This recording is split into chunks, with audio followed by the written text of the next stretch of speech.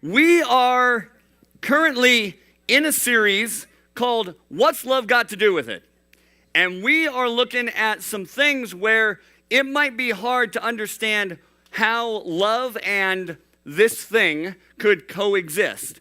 Or maybe we need to check our understanding of what love is. And this, like last week, we talked about what's love got to do with feelings.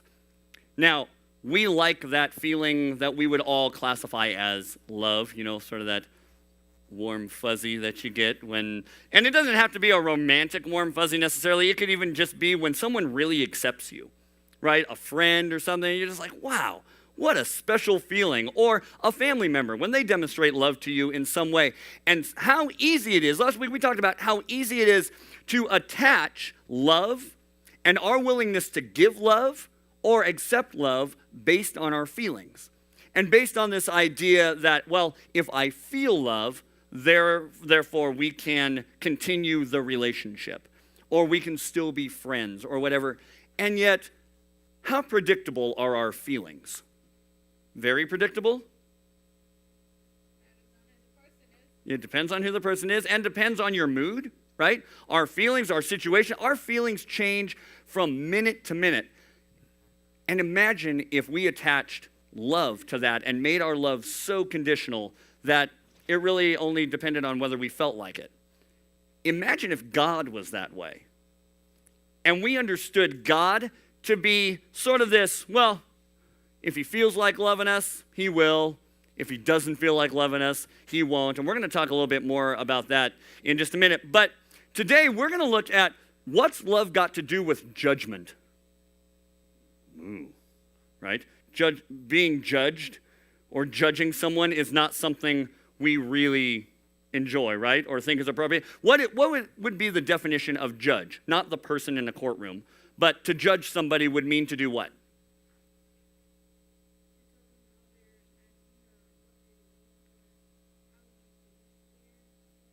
Yeah. Tell them what they're doing and how they're acting or what they're doing or who they are. Okay?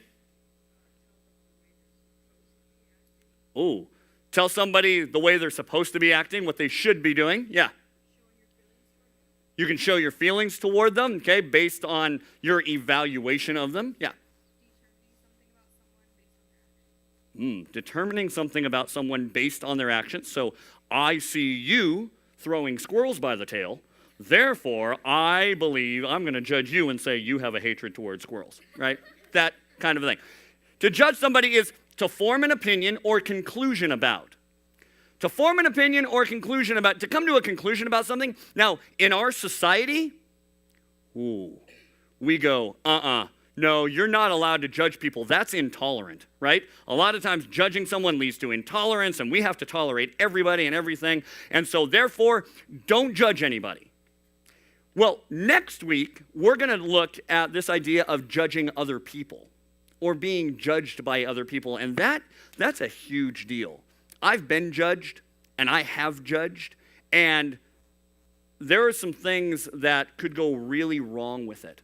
But is there any part of judging that could be done in love? Today, I want to look at this idea of God as judge. And a lot of people, this is their idea of God. That God is this God with this big fist that's just waiting for Wyatt to screw up so he can go, boom, I'm sorry, and beat him into submission, right? A lot of that's their idea of God, that he's just this judge, that he's looking and trying to find all the things that are wrong, and that's it, just so that he can punish us. But the Bible has something to say about God, who is this judge, and the way that he judges. So if you have a Bible, open it up to Exodus. You can also use your phones. I want to encourage you and challenge you not to use your phones also to, let me also check all my emails and Instagram and things. But yes, the Bible is on the internet, and I don't want to pretend like it's not. So Exodus chapter 34. Moses is up on the mountain, and God reveals himself to Moses. Now, if God were to let Moses actually see his presence, Moses would have exploded, or something crazy would have happened. So it says that God actually covered Moses' eyes. And God walked by. And as God walked by, this is what he said to Moses. He tells Moses who he is. He says this, the Lord, the compassionate and gracious God, slow to anger, abounding in love and faithfulness, maintaining love to thousands, and forgiving wickedness, rebellion, and sin. Oh, it's Grandpa God, right? This is the God we could all get on board with, right? This is the God that we would all go, yes, the Lord, the compassionate and gracious God, slow to anger, abounding in love and kindness, forgiving wickedness, rebellion, and sin. Oh, Papa. That's the kind of God we want, that we would just love for God to stop right there. All right, that's who you are. That's all you can be. Stop. Nay. God continues, right?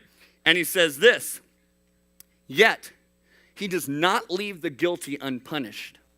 He punishes the children and their children for the sins of the parents to the third and fourth generation. What happened to Grandpa God? He left. He just sort of went, okay.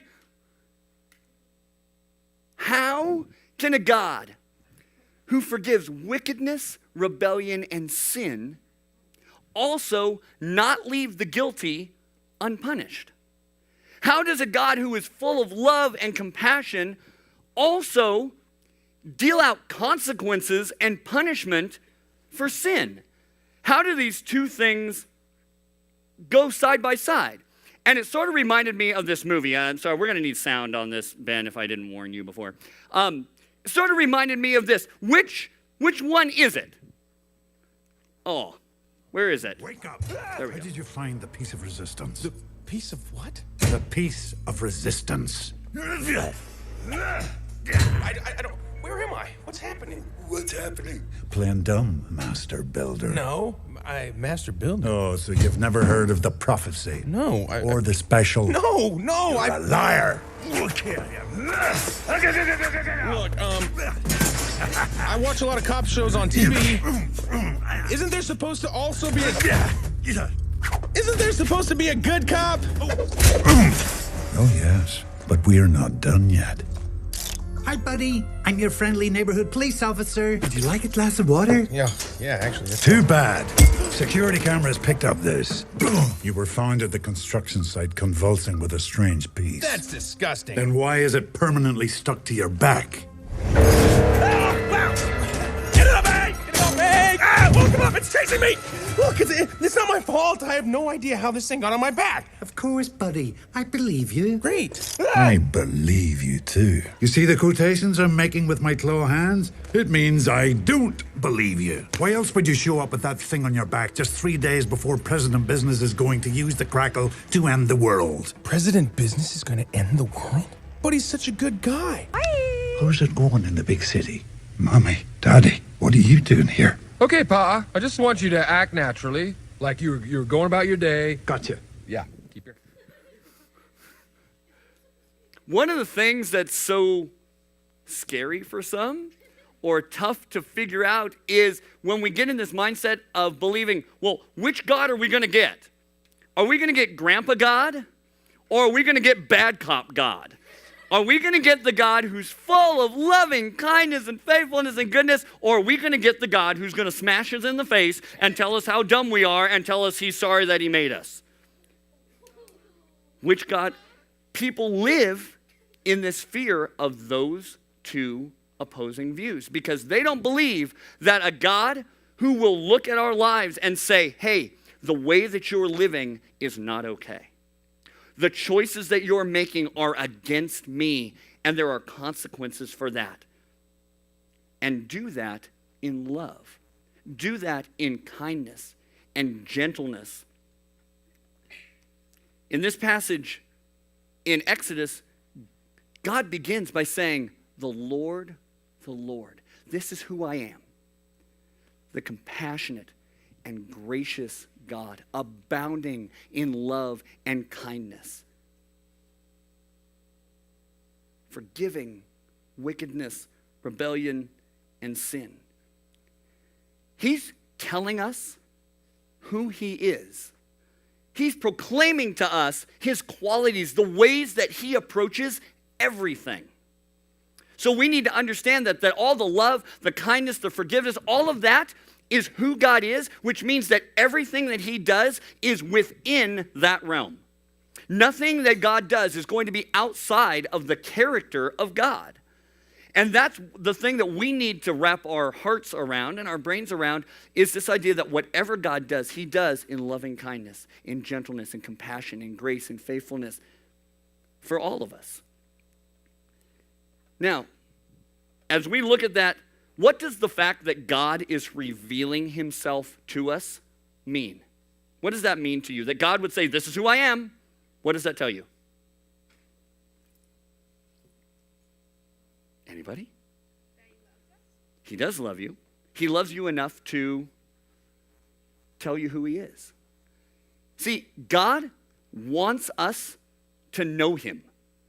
He wants us to know who he is. He's saying, look, I don't want to be this vague, obscure God out there that you have no idea how to get grandpa God or what's going to make you get bad cop God. I want you to know who I am. I want you to know that everything I do is going to be based on my character and who I am. He wants us to know him. And isn't someone allowing you to see who they are an act of love? If someone were to begin to share with you who they are, what they care about, reveal their kindness and their gentleness for you, allowing you to see that, sharing with you maybe their fears and the things that they wrestle with, wouldn't that be an act of love? Shouldn't that draw us closer together like this? I want to hang out with people like that. I want to be with people who are willing to go, look, this is who I am. And that's what God is doing right here. It would be very unloving if a person wasn't willing to share anything about you or anything about them, right? If for our whole marriage, anytime I asked my wife, so what is something you want to accomplish in your life? And every time she responded, mind your own business.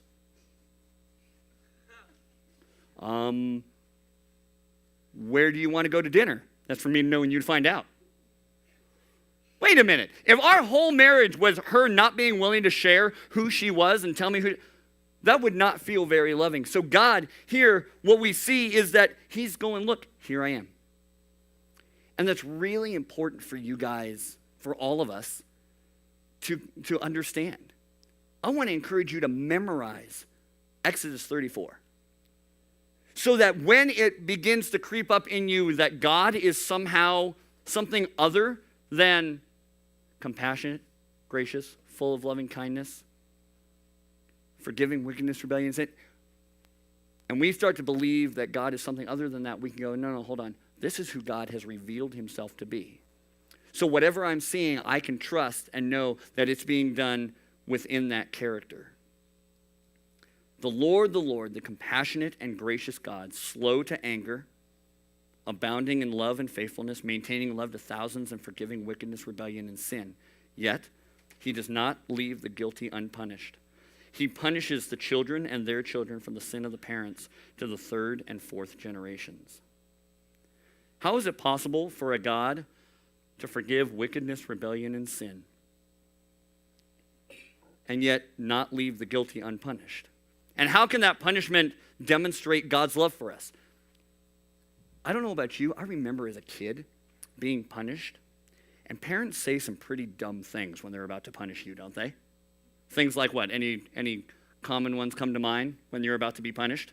You're gonna lose camp. Well, not what the punishment is, but how it makes them feel. Any of your parents? Yeah. Oh, they say your middle name. Yes, that's how you know you're in trouble. What is your middle name? See, now we can all yell Caitlin Danielle.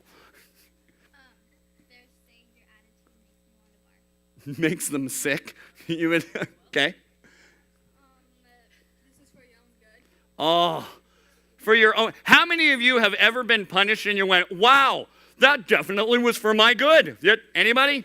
Not usually. How about this one? Oh, I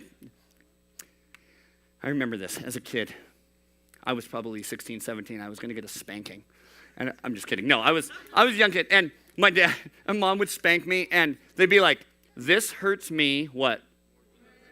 More than it hurts you. There was a point where my mom said that to me. And I turned around and I said, fine, let's switch places. If you still get spankings, don't use that one. That one wasn't a big hit with my mom. Actually, it was a big hit with my mom. She hit me. And my mom didn't hit me. I shouldn't say that. But this idea of how do we do this, that God would do something that is supposed to be good for us, we need to understand that it's being done in love and compassion. His attitude toward punishment, okay? His attitude toward the consequences of living against him. His attitude toward us, his children, his creation, is one of love. It's one of kindness. It's one of faithfulness. And sometimes it doesn't feel that way. And I realize that some of you may be like, that's not what I've experienced. All I've seen is that God has made my life really hard. And here's what I want to just throw out there for you to consider. I'm not looking to talk you into it. Here's what I want to invite you to consider. What kind of relationship do you have with God? Because it's not that he's punishing you or treating you differently if you don't have a relationship with him. But if you don't have a relationship with him, you have no idea what his motives are. You don't trust his motives. You don't trust his reason for doing things in your life. So I want to encourage you, one of the things that needs to happen is an openness of going, okay, I'm going to trust, I'm going to believe that what's going on right now, God, you are going to do out of love, or you're going to allow to happen out of kindness and faithfulness and gentleness and willing to forgive, and yet there still may be consequences. When my kids do something wrong, which they rarely ever do, but let's say, I'm kidding. And let's say it's not just wrong, let's say it's defiance. Like they know it's wrong and they choose to do it anyway. They make the conscious choice to go, you know what? This ought to tick mom and dad off. Whoa, right? And all of a sudden we hear a bang or a crash or whatever. What are the different ways that I can not let the guilty go unpunished? What are some ways that I could handle that situation when they do something like that? What are some ways that I could handle my kids when they do something wrong? Ask them not to do it again. Okay. Like to learn from their lessons, mistakes. Kindly, or do I have to like scream? Okay. Like just don't like scream at them. Like if you let them know, I'm not gonna do anything bad to you. I'm just gonna tell you, please don't do it again. And if you are, I will have to make a punishment for you. Maybe take away your games or Yeah. sit you in a corner. You can't go with your friends for a week or something. Yeah, so one of the ways I could handle it is in kindness, in love, in respect. Go to my kids and be like, hey, this is what you did. This is why it's not okay, and here are the consequences. Here are the repercussions of your actions. Now, if I do that in kindness and respect and gentleness, will they know, or will they have a better chance of knowing that I love them? Yes. Okay. Would they have a better understanding of what they've done wrong and why it would be good for them not to do it again? Yes. All right. What's another way I could handle it? Punish them harshly, so they know that wow, we should not do this again because then we'll get into trouble like this. Yep. So I could just punch them in the head, tell them how dumb they are, and how only an idiot would do that or act like that, and, just let them sit in it. Now, will they know that they're loved? No, they're probably going to question their love. Will they trust that they are safe? No, probably not. So now all these things come into question. What's another way that I could handle this? Well, let's say it's something stupid like don't put your hand inside your vacuum cleaner while it's running, and then go and do it. I would just sit back, let them do it, and let them find out the hard way. Okay. So don't even acknowledge that they've done anything wrong at all, right? Just sort of like, I know it's wrong, but just kind of ignore it and be like, well, I guess they'll learn. I guess one day they'll do that and somebody else will tell them. Now, let me ask you this. If I let them get away with what they've done wrong, will they believe that they're loved? Probably. In the moment, they probably will. Will they feel safe? Probably in the moment, they'll be like, it totally worked. I'm allowed to do that, right? And I just let it go. What happens down the line when they do that very same thing, but this time, and was it okay when they did it in front of me? No, it was not okay. And let's take that same thing, and it's not okay anywhere, and they do it in front of somebody else, and they get a consequence. Whether it's a teacher, or maybe a boss, or whatever it is, and they do that, and now the punishment is based on something else. It's not based on the teacher loving them. It's not based on a boss caring for them and wanting to nurture them. Now they're getting the hand, right? Looking back at my parenting and the fact that I would just let them get away with it, that I would never bring correction, that I would never help them understand this is the right way to live. This is a way that in the future is going to lead you to life. Looking back and seeing that I never did that, would they feel very loved? They wouldn't.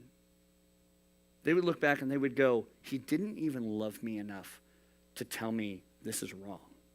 He didn't even care enough about my future to guide me in a direction where I wasn't going to end up getting fired, where I wasn't going to end up getting kicked out of a class, where I wasn't going to end up losing a friend.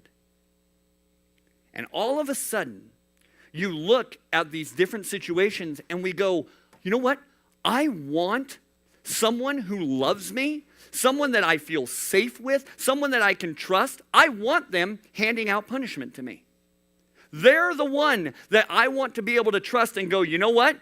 It may not feel like this is for my benefit right away, but man, if I know who that person is and I can trust them, that's what I want. I don't want to have to go through life cowering in fear, believing that somebody just wants to hammer me. I don't want to go through life wondering whether everything I've done is just fine until I find out that it was wrong.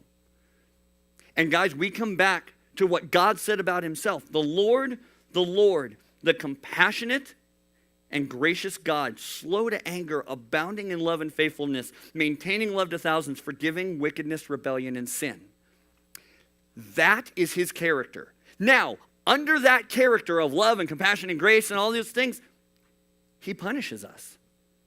As he leads us, as he guides us and directs us, when we choose to live against him, there are consequences to that. But they're consequences rooted in love and compassion and faithfulness. And one of the things that gets hard is when we get in this mind that God isn't compassionate and gracious. He just wants to get us in trouble. He just wants to bust us. And it would sort of be like when Jesus was on the earth, that, Jesus just came down to spy on us and say everything that we did wrong. It could look like this. Do you think he can fly? Here he comes. Well, all right. Now it's time for me to tell you all what you've done wrong since I last saw you. And don't try and hide because I'm Jesus. I will find you. Let's start with you, Peter. You lied to your mother the other day. Andrew, you said a naughty word when you hit your finger with the hammer. James, you laughed at him when he hit his finger. Moving right along, John, you drank too much wine the other night. Not way too much, just enough to make me angry. Matthew, we fell asleep in church, didn't we? Yes, we did. And Thomas, you were slow dancing a little too close with that girlfriend of yours. Let's see, and you, I forgot your name, so you're off the hook for now. Philip, I saw you smoking a cigarette behind that big rock the other day. Thaddeus, I hate to say I saw you stick up your middle finger at someone who cut you off when you were riding your camel. Benjamin, you aren't wearing your WWJD bracelet. Jacob, I don't mind you saying my name, but not after you stub your toe. And Frank, you know what you did. I just can't repeat it because I'm Jesus. All right, all you sinners, come with me. It's time to pay the piper. Man, it was only one cigarette. I heard that.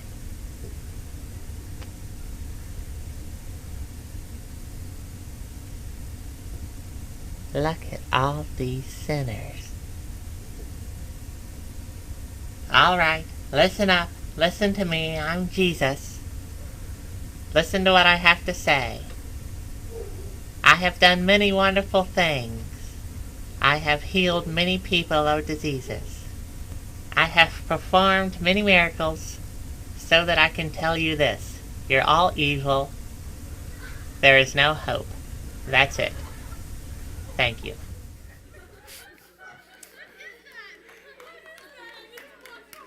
And that is how a lot of times we believe God is. That he just is looking for all the ways that he can pick on us, all the ways that he can tell us you're not good enough. Oh, you missed the mark there.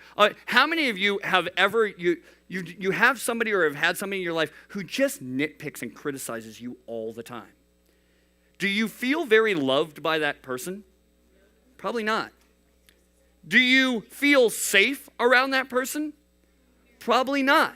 You're second guessing everything that you do. Now, sometimes reconsidering a choice is a very good thing. But we need to be careful not to get into this mindset of God, of going, it's time for me to tell you what you've done wrong. And just live under that, waiting to get smacked. You're just, Now, for some of you, that's been your reality with people in your life. You've been hit. Some of you, physically, you have actually been hit. And you believe that that is the way that punishment is doled out. And it's not. Some of you, you have been told you're stupid. You've been told you're nothing. You've been told you're a loser. You've been told that when you make a mistake, there is no forgiveness. That somehow you've got to earn everything back, that you've got to earn their love back. And that is not the way that God operates. The Lord, the compassionate and gracious God, doesn't let the guilty go unpunished. And here at the end of the verse, let me just mention this, that at the end there, it says he punishes the children to the third and fourth generation. Understand, he's not saying the kids get punished for things their parents did. That's not what that means. What that means is that as there are generational things that people continue to choose to live against God, that the effects of those sins, those family sins that don't get changed, carry on from generation to generation. Some of you are trapped in family sin, in generational sin. And it's not God beating you over the head with it. It's God going, I want to lead you to life. And God will be compassionate and gracious. Cain killed his brother Abel. And God said, from now on, you're going to wander the earth. And Cain said, God, no. That punishment is too harsh. I'm going to wander around and people are going to kill me. And God, in his compassion, in his grace, goes, no.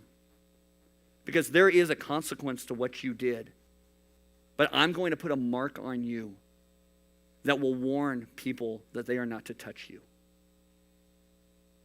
God was willing to care for Cain, willing to protect him because he wanted a relationship with him. Cain murdered his brother. And God was going, look, there is punishment, but it's in love, it's in compassion, it's in grace.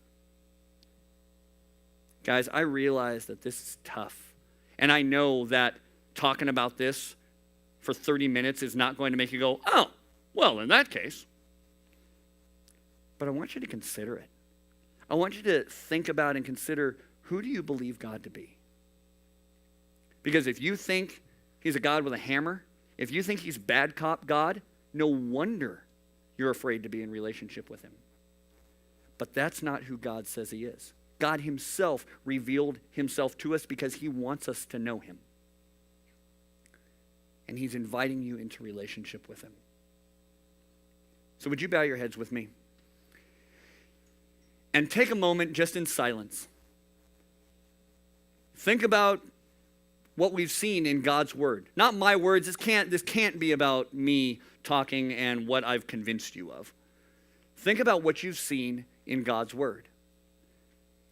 And it might be a risk for you to actually change your concept of God.